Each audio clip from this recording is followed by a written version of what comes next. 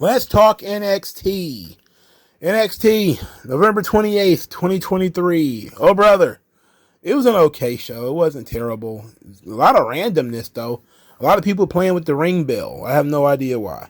All right. Stax and Tony D'Angelo defeated the Garzas to maintain their tag team championships. Okay. I really do. I knew this was going to happen. I still expect Humberto and Angel to get called up and join to Santos Escobar. Let's hope that that's the case. All right, so Nathan Frazer is backstage. He's talking that yin-yang about Ilya Dragunov, talking about his sacrifice and how he would rather have Baron Corbin's life than Ilya Dragunov's life, which is a sensible thing to want. You want to have the money, the cars, the mansion, and your wife in your house with your kids and everything. Ilya Dragunov was eavesdropping and said that Nathan Frazer didn't respect his sacrifice. And so they decided they were going to have a match later. Because Dragunov wanted to fight him for this. And Dragunov ended up putting his boot, thigh deep in Nathan Frazer's ass. I mean, he beat his ass. It was a really good match, though. It was kind of lit. I had really much fun with it. It's babyface versus babyface, but Dragunov is so passionate and aggressive that you literally could take him for being a heel in this match, if we're being honest. But the finish was pretty dope. Power bomb from Dragunov and one H-bomb, which is his falling forearm smash. He had him beat with one, but then he hit two more on him for, the disrespect. And what I didn't like is then afterwards, after Dragunov won, he offered his hand to Nathan Frazer to lift him back up. Even after he, basically caved his fucking head in and yelled at him about, him not respecting his sacrifice. Then after he beat him, he was like, okay, well, I guess you learned your lesson. Here, let me help you up.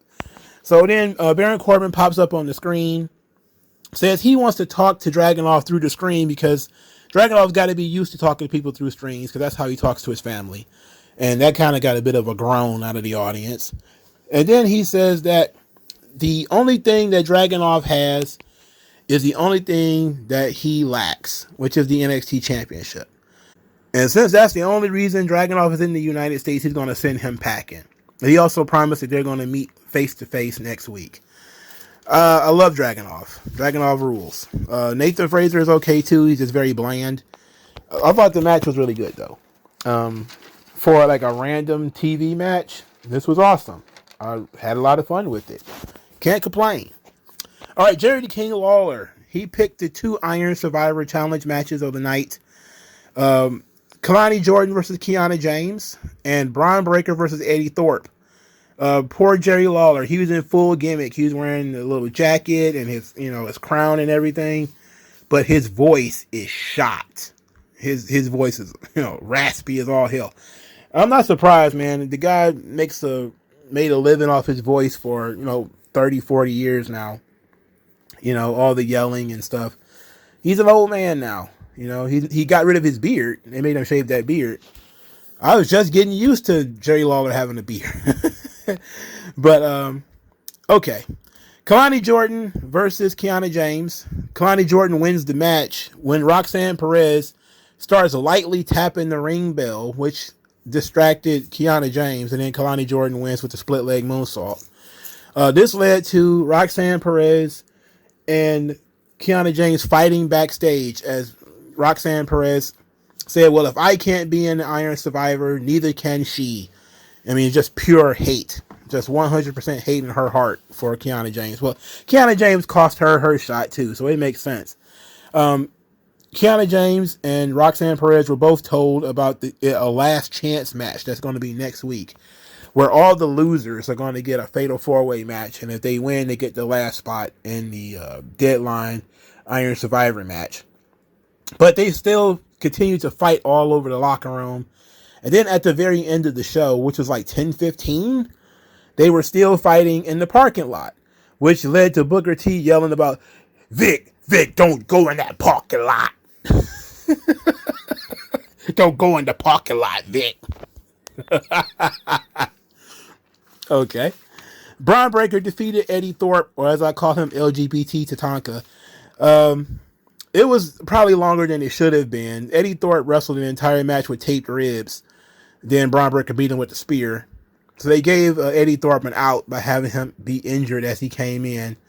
I thought they were going to pull another wool over our eyes, and Eddie Thorpe was going to beat Braun Breaker, and I was definitely going to be screaming into this microphone if that had happened. But thankfully it didn't. So Braun Breaker is in the match. That's great. Josh Briggs is backstage, very excited about his Iron Survivor opportunity, and says that nobody believed in him except his friends. Then Lexis King, who is, becoming a very smarmy bastard, comes out of nowhere, talks about how Briggs was chosen, and Fallon Henley even got a chance, but not Brooks Jensen. Brooks Jensen didn't get a chance. He wasn't picked by any legends. Nobody likes him, apparently. So then Josh Briggs got in Lexis King's face and said, well, look, how about you fight him, and he's going to show these legends why he should have gotten an opportunity. Okay. So Lexis King wrestled Brooks Jensen, and it was a match I actually didn't hate. I thought it was actually fairly good. Brooks Jensen, he has that Brad Armstrong look down. I want him to get out of those jeans and those cowboy boots. I hate that gimmick.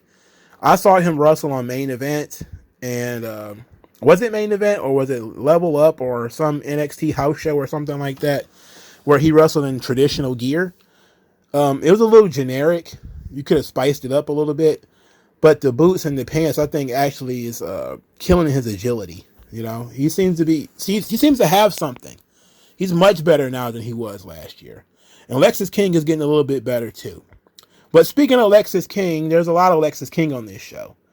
For earlier, we got an NXT Anonymous video that showed Lexis King hanging out around some lockers as Trick Williams was celebrating supposedly several weeks ago, where he was told he was going to be in the match to win the opportunity to be in an Iron Survivor match, or no, the title shot, and he was attacked. So apparently this was from the night he was attacked, and Lexis King is hiding in the cut. And then you see him running off screen behind Trick Williams. Like, you don't see him actually attack Trick Williams, but you see him follow Trick Williams and then start running like he was going to attack him. So that led to Trick and Mello being in the locker room, being kind of pissed off. Trick was pissed, talking about getting that lick back. Mello says they want to team up and take him out. Trick Williams said, look, I got to keep my eye on the prize, so I don't want that distraction. I'm gonna let Lexis King do him. I'm gonna get him when I'm done with this. But Mello says, look, I don't got no eye on the prize. No, I don't got no prize no more. So I don't got nothing but time. So he goes ringside during Lexis King's match at a very fortuitous time to distract Brooks Jensen. And as a bunch of officials and everyone comes to ringside, Lexis King cheats and pins Brooks Jensen. Now, this is how many times, like, once is a coincidence, right?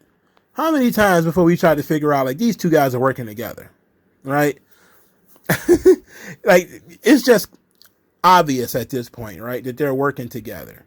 That Mello is probably using Lexis King as a distraction.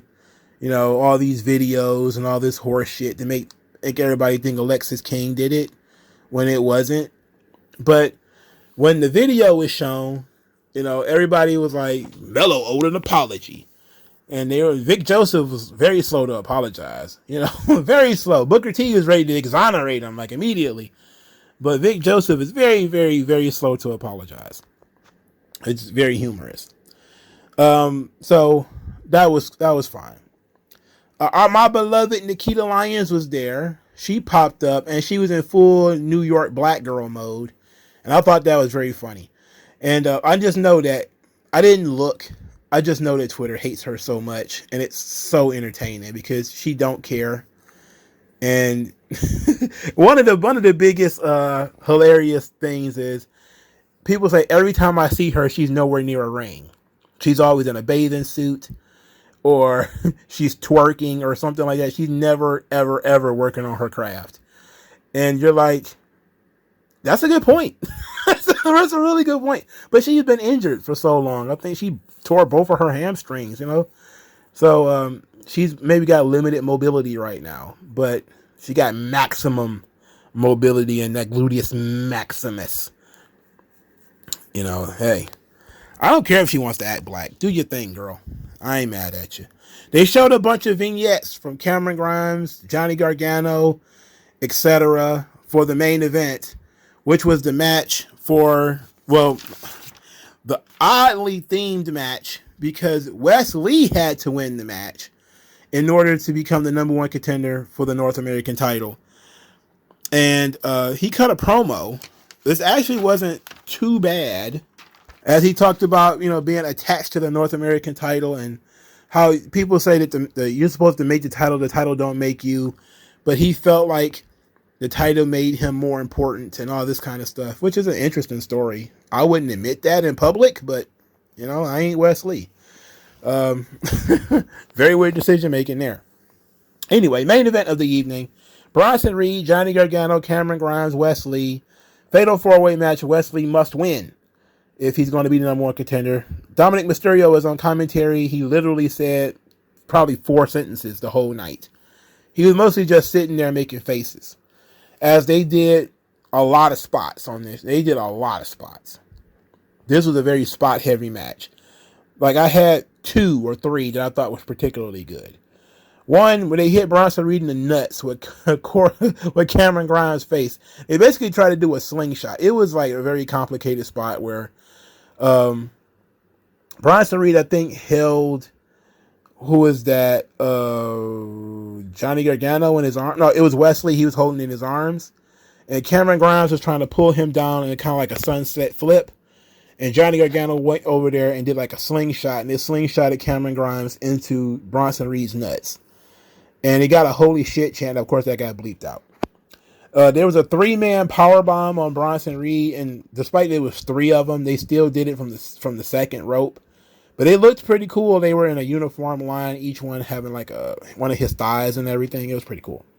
And then I think Bronson Reed did a bench press off the top rope with Johnny Gargano and threw him into the pile. That was pretty dope too. All right. Ivar came out of nowhere and attacked Bronson Reed. They brawled all over the place, leaving Johnny Gargano, Cameron Grimes, and Wes Lee alone. And Wes Lee ended up winning the match. So he's going to get the championship match. It's not like there was any other option that you had here. I don't like the idea of Wes Lee getting the title right back. I hate it, actually, if we're being honest. I think Dominic should be used to make somebody else. I think Trick Williams was a great choice. And I think taking him to the next level was also a great choice. So I'm going to forgive that they didn't give Trick Williams a real run with the North American title. I guess Wes Lee it is then. In a locker room full of people, we just go back to this guy. I don't know. He's still very plain as far as I, you know, for me, I can't stand him. Anyway. Alpha Academy ended up challenging the Metaphor for a 6-person tag match. The Metaphor accepted, and they're going to have that 6-person tag match next week. One of the girls are going to wrestle. Lash Legend is wrestling. So it will be Lash Legend, Oro Mensah, Noam Dar versus Otis, Gable, and Maxine. Okay. It is what it is. I can't complain about. I'm about to talk about what I thought was very entertaining though, and this was hilarious to me. They did the Andre Chase expose where he sits down and he's going to talk about why Chase University has been under investigation. So apparently Andre Chase has been gambling and misusing university funds and has left the university in debt. So the university is in debt, and he's going to work very hard to make that money back, restore the reputation, etc., of Chase University. And I just looked at this and said, gambling. That's what they decided to do. They decided that Andre Chase is a degenerate gambler.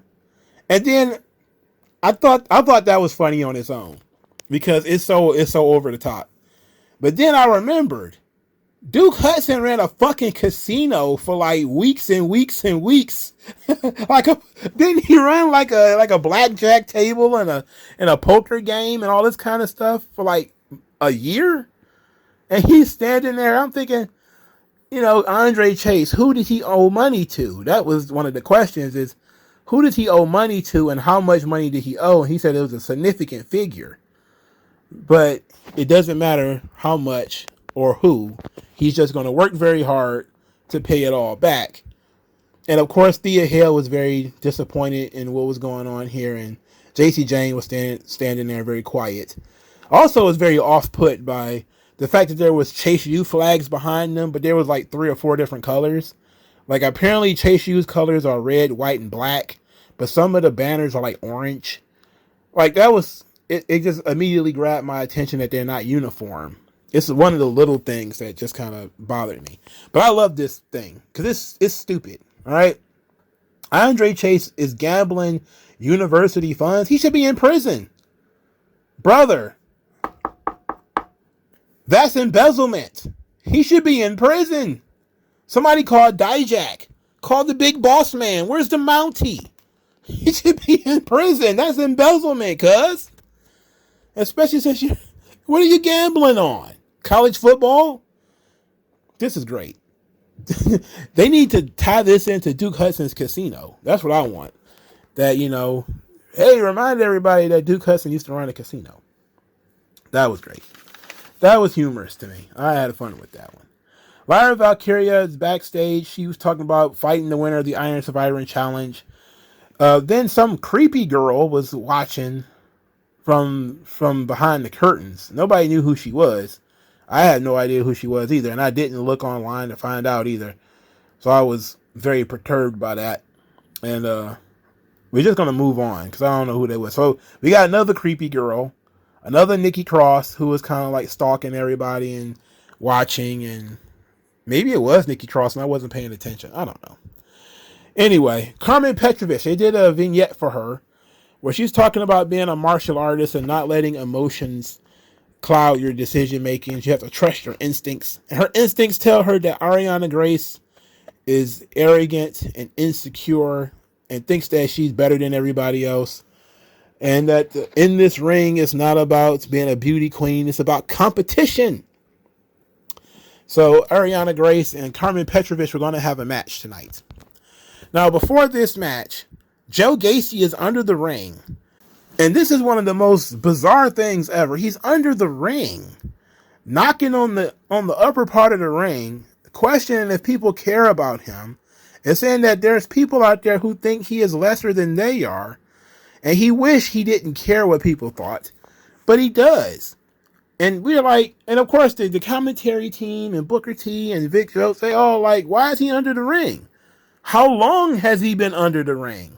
And Booker T is like, man, you need to mind your business, dog. That's that man business. He want to be under the ring, dog. Let that man do what he do, dog. You're under the ring. Like, why is he under the ring? Okay. So Carmen Petrovich and Ariana Grace are wrestling. Joe Gacy comes from under the ring, grabs the ring bell, and runs away. He flees. He's absconds with the ring bell. Just takes the fuck off with it. What is that about? What is he on about by taking the ring bell? So they continue the match. Ariana Grace actually cheats and wins. Which I'm surprised that they did a vignette for Carmen Petrovich and she lost. That was weird. But Ariana Grace wins. She's a great character, so thumbs up. And they try to end the match because Ariana Grace won the match. But you can't ring the bell. And then Joe Gacy comes out of the crowd, ringing the bell like an absolute maniac. Just, you know, ding, ding, ding, ding, ding, ding, ding, ding. I was like, what on earth? From Roxanne Perez acting like the bell was going to bite her if she touched it too hard, to this dude beating the goddamn bell like, you know, you're trying to flatten a steak or something like that. What on earth is going on? Why are they messing with the bell so much? Who came up with the idea that tonight's the night that we're going to start fiddling around with that bell? Leave the bell alone, please. Okay? Anyway, that was NXT. Got it done in 20 minutes. Not bad. The show was okay. It was kind of fun. It was also kind of slow. But I didn't hate it. NXT's numbers are starting to flatten out a little bit because they not have had the bigger stars on the show anymore. You know, Becky Lynch is gone now, and Dominic doesn't do that much on the show. So they're starting to sort of taper off in their audience. And that's mostly because, the main roster stars slowed down. There's no, they're not putting Dominic on the show anymore to wrestle.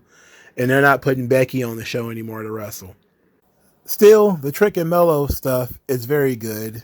This week, Trick Williams kind of backed out of wanting to help Mello on getting his revenge on Lexis King. And that kind of led Mello to being a little bit spicy with him. They're still being very subtle with those two, and I like that. There's no need to rush it, because apparently they've got a lot of time. It don't look like Carmelo's leaving anytime soon, so he got time to let this thing bubble, Oh, I did look, and the girl who was hiding behind the curtain was Tatum Paxley, who I hadn't seen forever, and I guess she's taking that mask off, because she was wearing a mask for a long time. So the show was still pretty good. They're not utilizing people like Tiffany Stratton and Braun Breaker to their best. They're also not utilizing Lyra Valkyria to her best. She's such a smiley, just generic babyface. And that's the one thing about the 2.0 transition away from that has bothered me quite a bit, is they still have characters for sure. Like Ariana Grace is really good.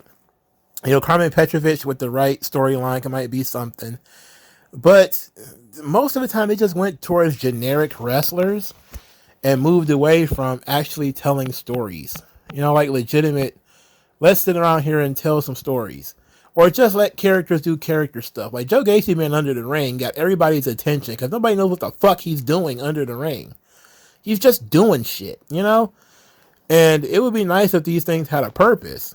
They seemingly don't have any purpose. And speaking of which, what the hell happened to The Rock's daughter? She fell off the face of the earth. I know she was in that segment tonight, but they haven't been doing anything with her either. And that's the kind of stuff that I'm talking about. Like, they did a thing where she went into Shawn Michaels' office, but nothing ever came of that.